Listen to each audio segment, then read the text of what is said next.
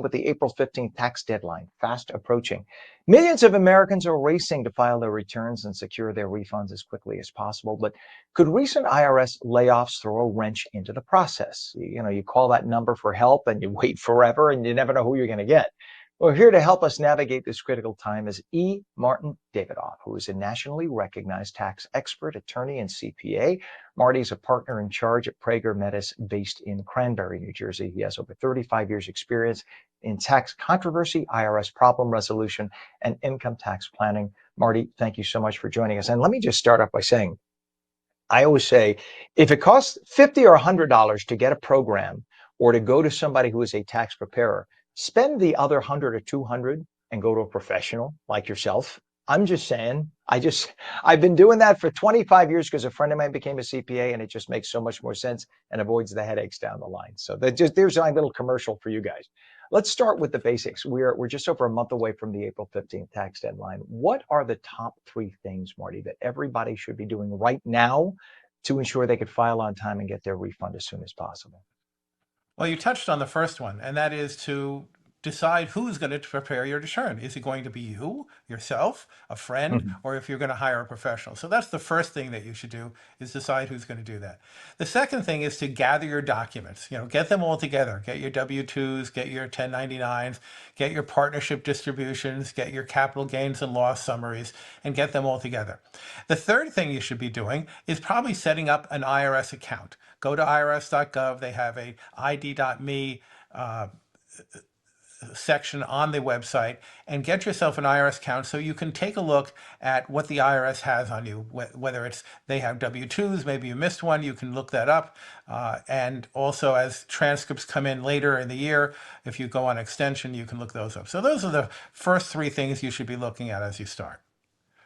Right there. I thought I knew enough about this. I had no idea this account exists. So what is it again? It's irs.gov/ tell me again. Well, if you go to irs.gov and just Google, search id.me or taxpayer account, you can get your own account. That account will show you, what estimated payments you have made during the year. It will show you if you owe any money from prior years. It's a very valuable tool that everybody should have at this point and should set up. Oh, And the see, states this is have why, similar yeah, accounts. I had no idea. I had no idea because I've had a CPA for years, but I had no idea. This is brilliant. And this is why you're a CPA. This is why you do what you do professionally. And a lot of people procrastinate, of course, because it's just one of those things. It's like death and taxes, right? It's one of those things nobody likes to do. They procrastinate till the very last second. What would you say the biggest mistake that you see taxpayers make that delays the refunds, and how can they avoid that? Well, it really is a whole many mistakes. Well, first of all, don't get trapped into thinking that you have to pay all your taxes by April 15th or that you have to necessarily file by April 15th. If you don't have all your paperwork together, you can file for an extension until October 15th. But you need to file the extension because a late filed return will cost you 5% per month, up to 25% in penalties. You don't want to have that.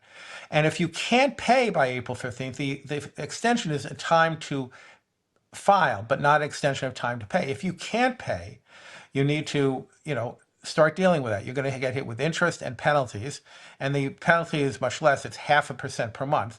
But the key is to be current on 25. And if you can't pay for 24, the IRS has lots of ability to get an installment agreement, lots of opportunities to try to ameliorate your problem. So long as you start being current in 25 and 26 and 27, you can get an installment agreement. But if you just become too afraid and not file at all, then the penalties really add up. And our department that we do controversy and we help people, we basically give them peace of mind, and we advocate for them in trying to get the right resolution when they can't pay and they have issues, and we get them back on the right path. And this is what you do. So, I mean, that's if Yeah. anyone has fear about this, trepidation that there'll be some mean guy at the door with a gun. No, you call No. somebody like Marty. Marty, that's your job, right? To make sure that the IRS stays at bay. Right. I'm sure you deal with them every But single the day. but the IRS And Yeah, even when fully staffed a few months ago, people don't show up with guns. They send you letters. They say you owe the money. Here are the penalties, and call us. And they truly try to get you, if you can reach them on the phone. And that's one of the things you alluded to, is what's going to happen as a result of, the right. reduction in staff. And it's going to get harder to get on the phone. It's going to be more Yeah. So difficult. And that's going to be a let's reality talk for a about while that. until they, yep, Let's talk about that, yeah. Marty, because it's going to, will this, what do you think, will this impact having a reduction in IRS staff? Is it going to impact tax return processing or refund delivery or getting somebody on the phone for preparation? What do you think? Uh, yes. Well, probably not refund delivery because most of that is automated. The IRS really knows that this is their number one priority, is getting refunds out. So I think that's not going to be, a problem. But getting people on the phone, when you can't hire the people to answer the phones, that's going to happen. When you let go of the people who've just been trained over the last year or two, as they expanded to try to relieve that problem, that's going to be a problem. The the administration, though, ultimately wants to have a lot of automation replacing this, and hopefully they will invest in technology, and people will have alternative ways of getting their issues resolved. That's the hope, and we will see. We all don't know yet exactly what's going to happen, but clearly for this tax season, people will not get through the phones for their questions as easily. Yeah, I mean, it has to, right? That's got to be the case. If you're gonna, I love when they say, "Oh, you won't be impacted." Of course, it's going to be impacted. You just laid off 5,000 people. How's it not? How's there not going to be a ripple effect? Right. And Uh, Marty, I remember my CPA telling me that he said, file as quickly as you can when you get all your paperwork together. Don't delay. Don't just keep putting it off. Oh, I'll go next week. I'll go the week after. I'll go 2 weeks from now. Because number one, people do steal social security numbers and file in your place, right? But if you file first, that kind of cuts them off of the pass and prevents that from happening, right?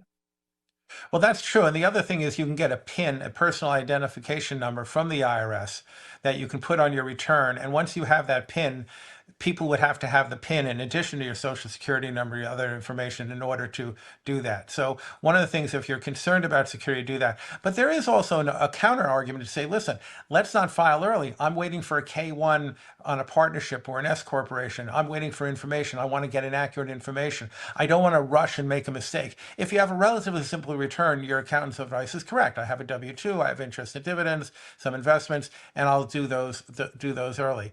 But if you have things that are more complicated, you don't want to rush to get it to and have a mistake. But you do want, if you are ready now and you can get it prepared, that'd be great. And some of the things is, talk about mistakes. Sometimes people will get a stock option, and that stock option will get exercised, and then there'll be a stock sale, and they forget that the stock sale has to be reported also. And then they get a Hmm. matching notice later on. And one of the other things that people are not aware of, most people in this country don't itemize.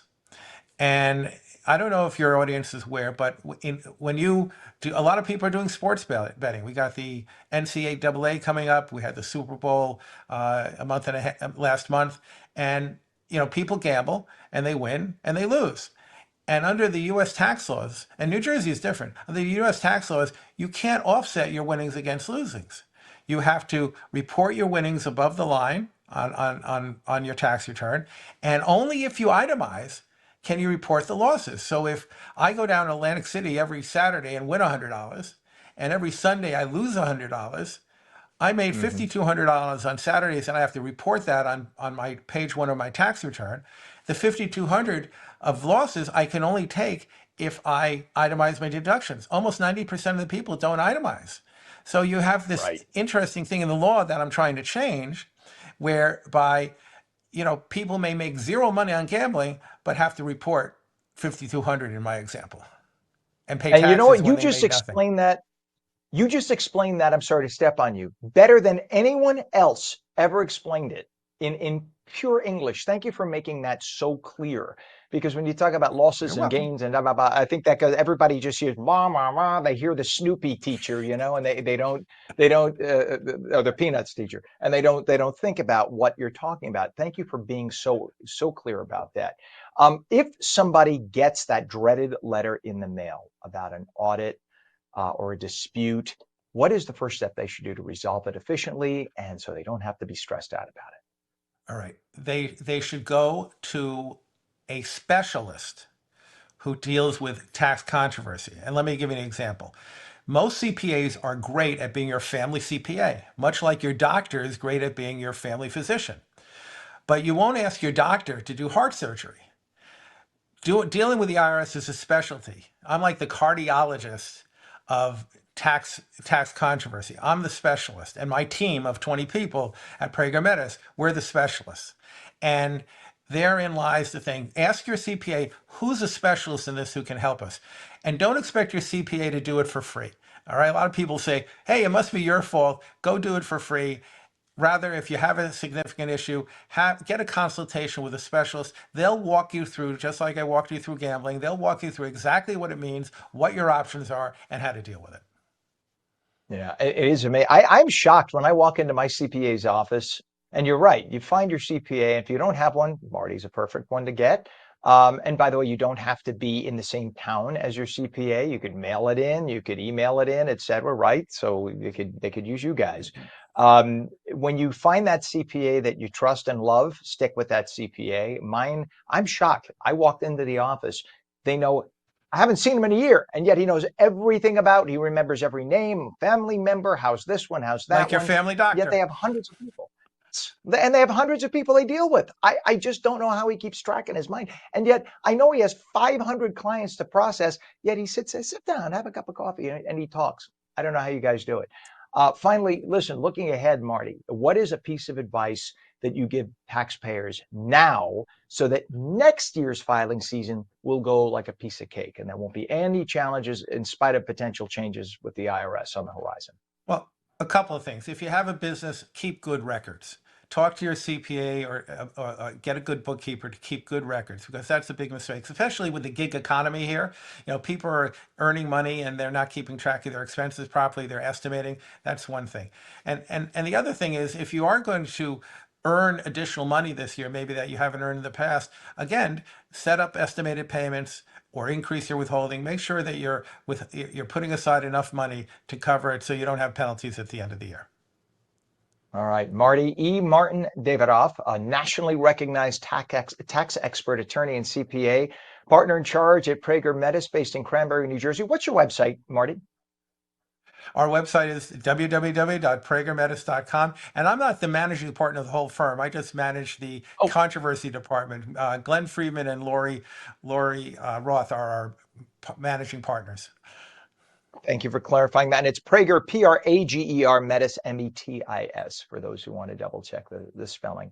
Thank you so much for being with us, Marty. And, through the year, don't be a stranger. Come back because there's always quarterly taxes for everybody in business. So we'd love to hear from you again. Thanks for being on this morning. Glad to join you. Thanks.